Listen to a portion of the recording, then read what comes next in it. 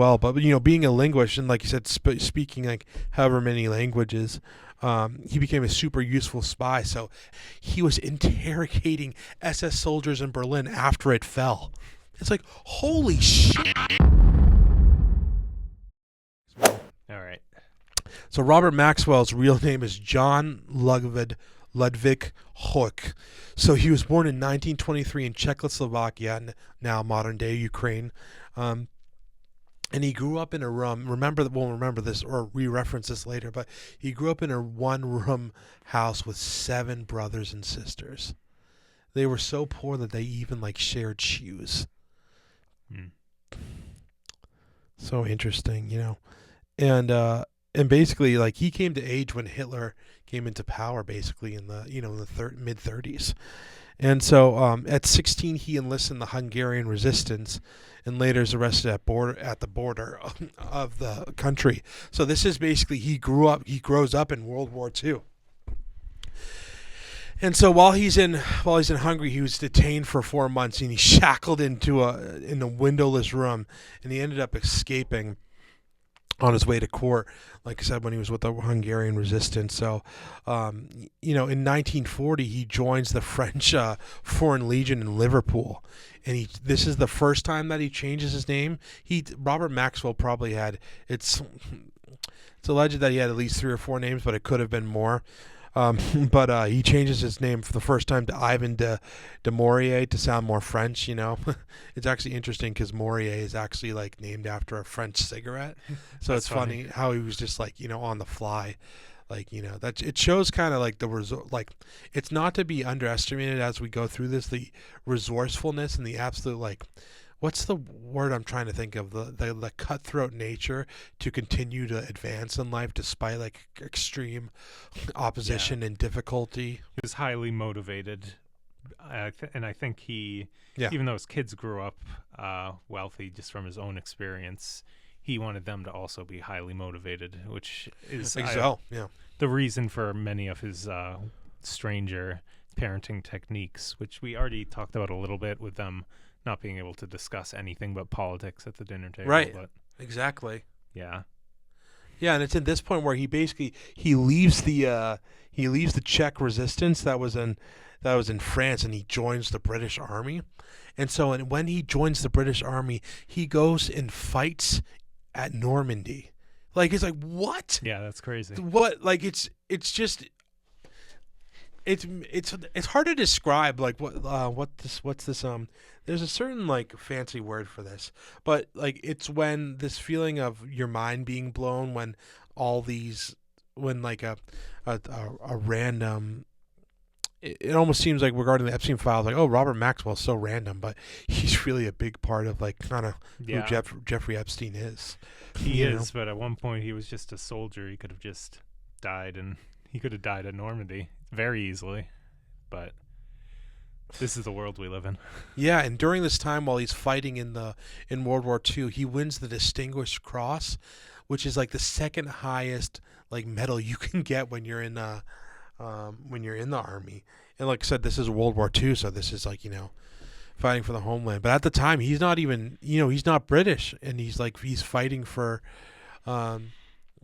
these people. But I think it really turns out that we find out later, like his work, and because he got this military cross from storming like a gun nest, like him, like a couple other people, and he led this charge that was like arguably like highly, like almost suicidal in a way.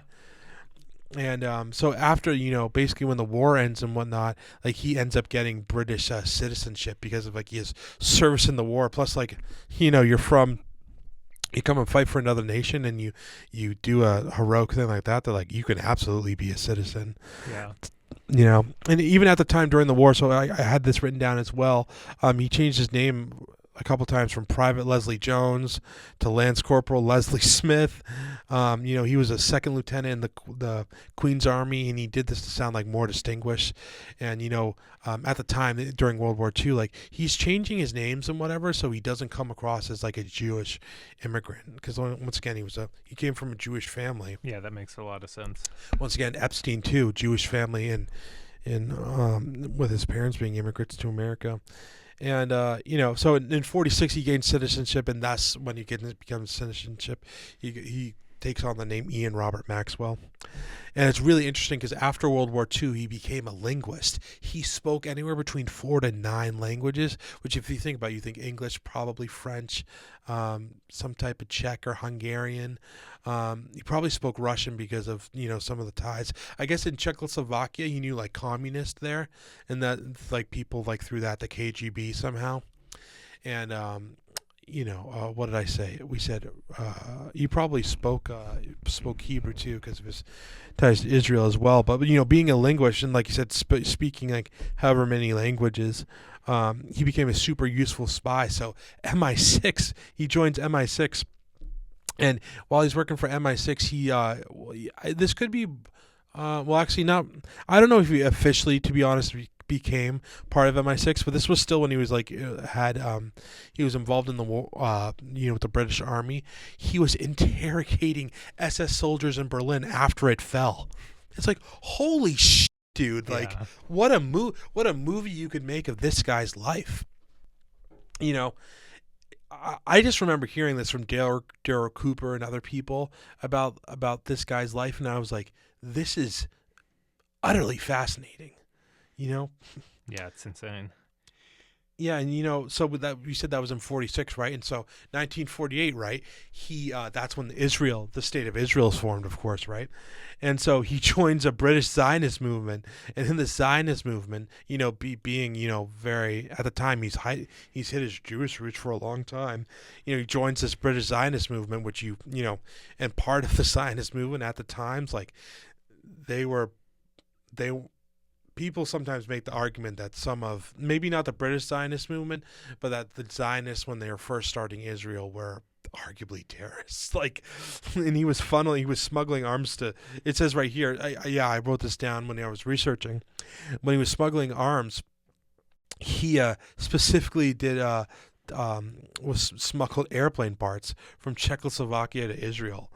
And this is this is to fight the Arabs, and so all the Zionists that went to Israel, these were made to fight like the Arabs and the Brits, And it's interesting because at the end of his life, he ended up mentioning that his time in Germany, he faced he killed a couple like unarmed like German soldiers, I guess, but the cases were dropped against him somehow, in some way.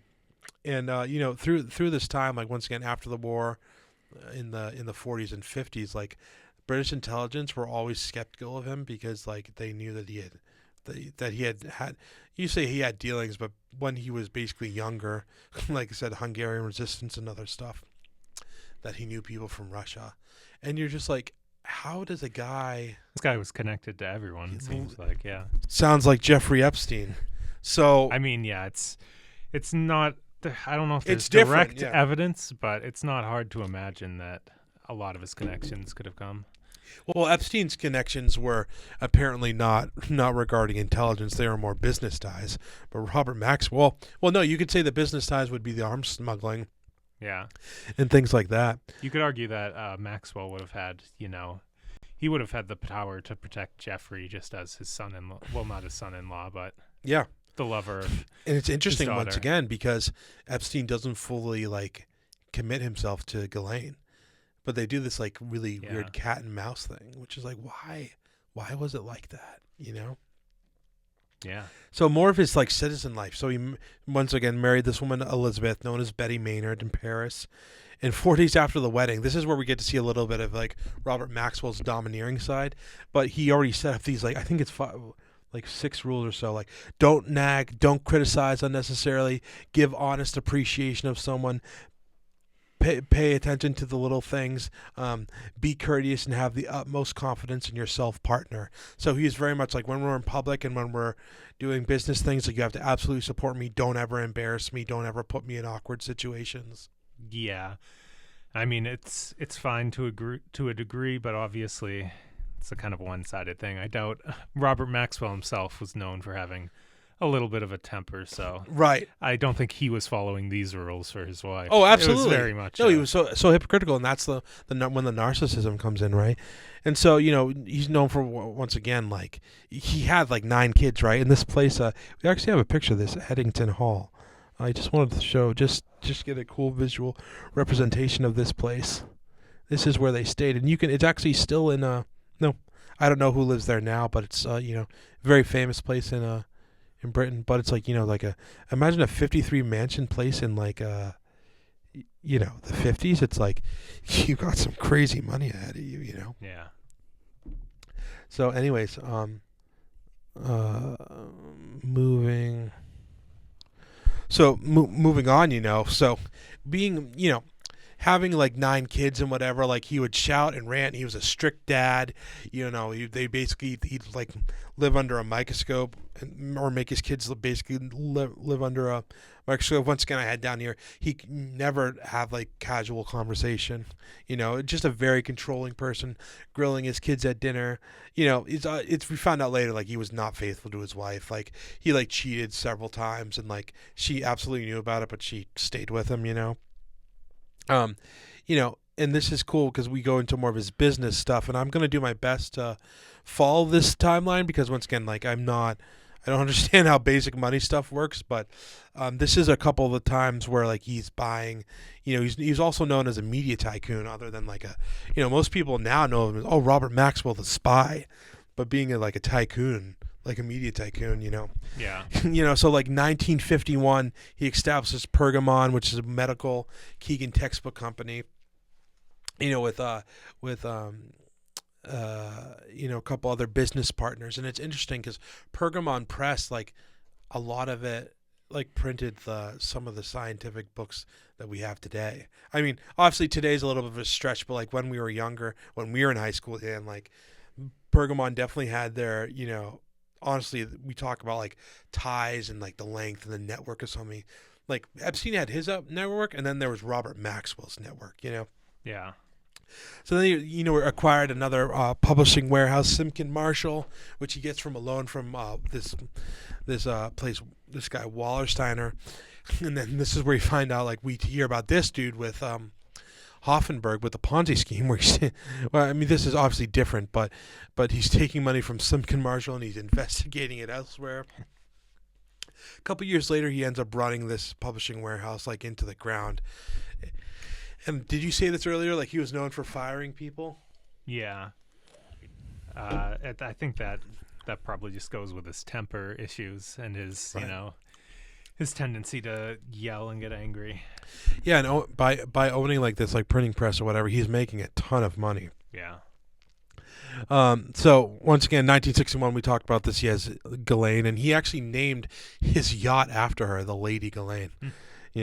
Which actually goes to show you, once again, he had incredible favoritism towards her, but also with that favoritism, I think, came, an unscrupulous amount of, micromanaging over her life. And once again, I had this written down as well, like he would either bellow at someone or he would be like seductive with his speech, In 64, he becomes a member of parliament where he becomes known as a guy who gets things done. So it's just like, dude, he's at Normandy. He was in the Hungarian like resistance. He's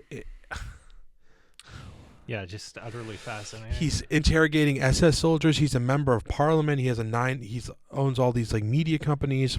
One of his great rivals also.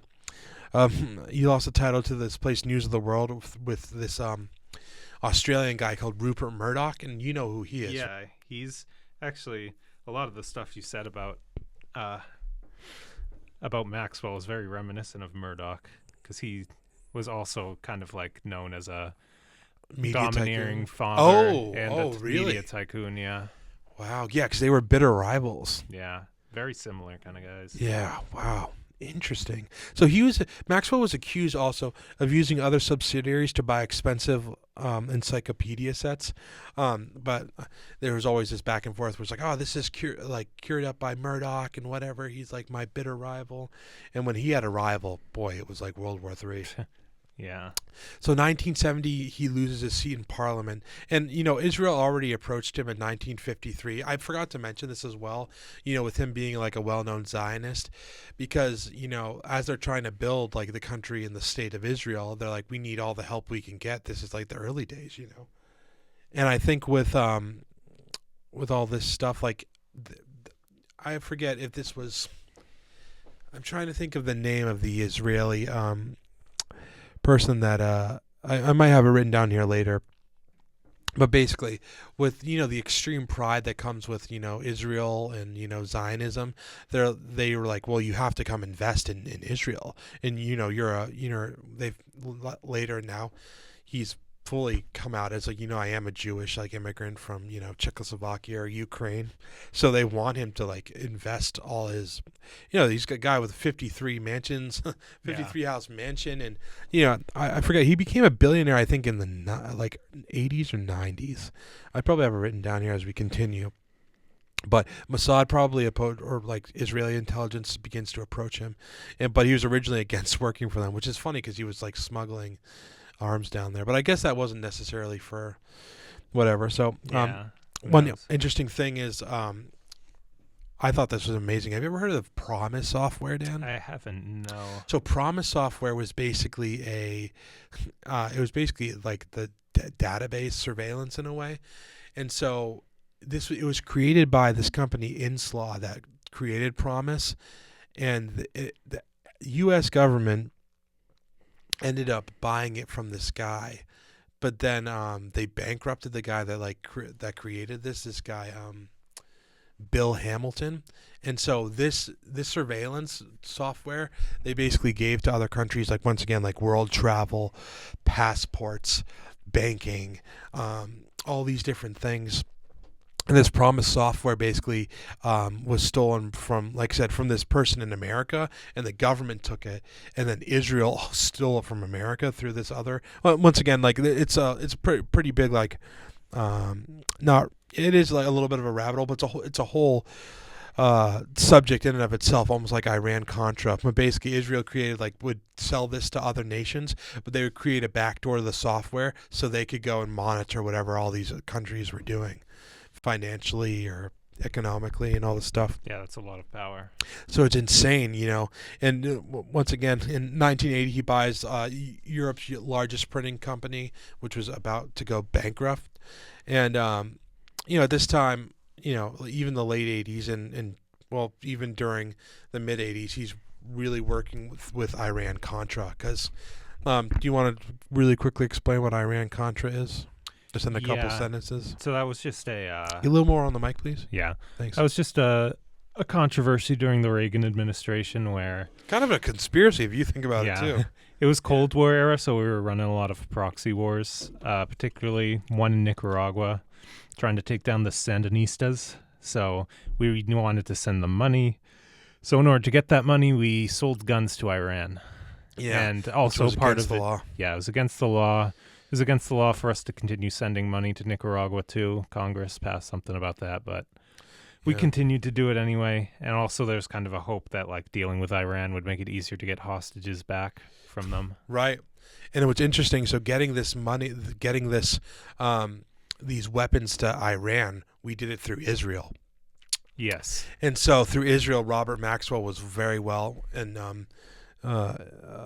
involved in that. And like I think I have a couple of links for later, but once again, I know it's a lot of information on Robert Maxwell, guys, but I think just a couple more things and you really get a good perspective on how all this comes together, and so basically he buys another press in 1988 called the Mirror. His business friend Gerald Ronson brings him in along. Oh, here we go. This is what I was going to say with Israeli Prime Minister Shimon Peres. And this is once again in the 80s where they're like, hey, you really need to. Yeah, I guess my timeline was it was more like the late 80s when they really wanted him to invest in Israel because at that point he was a billionaire. Yeah. But once again, like the Prime Minister Shimon Peres, it's just insane. And so after the meeting, he decided to invest $250 million $1 million into Israel, and he agreed to start working along with Mossad. And Hatham Mirror, his new company, he forced mass layoffs and shutdowns if they didn't. If they didn't like say exactly what he said. And it's been found out later through many journalists that he was wiretapping phones at his own company to Wow. black people. There's some interesting interviews with Robert Maxwell where he'll just say things like ethics don't belong in business, and it just that's this very honest. I gotta say. Yeah, you know what, you got to give him that. I can't be holding everything over him, because I'm sure Rupert Murdoch believes the same, but he doesn't say it. Yeah, sure. So anyways, he later, like just a year or two later, he divorces his wife Betty and liquidates all his assets. Yeah, and once again, it says, I think I hear like around, he sells Pergamum in 1988, somewhere between 88 and 91, and in around 1990 he becomes a billionaire. But right before he became a billionaire, like I said, Shimon Peres was getting him to invest money in Israel. And then at this time, it finds out he owes a ton of money. Yep. to Lehman and Goldman Sachs, I think. Yeah. What ends up happening is that like he took like 30,000 of his employees, like he took all their savings and was just screwing around with that. Do you have any? Could you describe that in a different way, or did I do it enough justice? I think you did it justice. Yeah. Basically, He just passed off all of his bad business dealings and stuff to his kids, and they had to take all the blame for it. And the employees obviously lost their pensions and stuff. And and that's just like completely screwing over like all these innocent people. Yeah, who had nothing to do with it at all. Oh my God! So once again, like his son Kevin inherited most of his fortune, but him and Ian once again went through the the largest bankruptcy in British history, over £440 million. Jeez. It's actually interesting because, like, Ghislaine being the favorite daughter, you would think, well, what does she get out of, this bankruptcy? And she was left with nothing, because and the thought is like, why would I leave something to a woman? Yeah, he seems like he was very much patriarchal in that way. Yeah, absolutely. Like, she may have been his favorite daughter, but ultimately she was a woman, and business is for men. So that would have been his thought process. Yeah, and even here, in 1999, this is when it's been documented just recently. Like I said, these guys at Breaking Points, this guy Ryan Grimm and his alternative, like they're an independent news outlet, drop site. They're one of the people that I listen to about a lot of stuff. They just reported that Robert Maxwell met with a head of intelligence, another guy who's also going to be who eventually becomes a prime minister, Yitzhak Shamir, about investing into more investing into Israel, about his wealth, because we have Yitzhak Shamir, and then who did I say earlier? I forgot his name. Shimon Peres, yeah.